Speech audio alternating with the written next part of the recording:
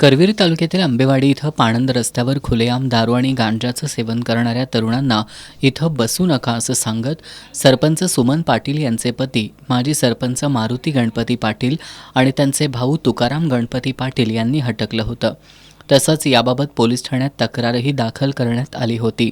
याचा राग मनात धरून हर्षवर्धन शरद सुतार, विशाल सुभाष फाळके, रजत राजाराम गुरव यांच्यासह 2 अल्पवयीन मुलांनी रात्रीच्या सुमारास प्रयाग चिखली रस्त्यावरील पाटील गल्लीजवळ असलेल्या तुकाराम पाटील यांच्या किराणा दुकानात घुसून तलवारीनं हल्ला केला.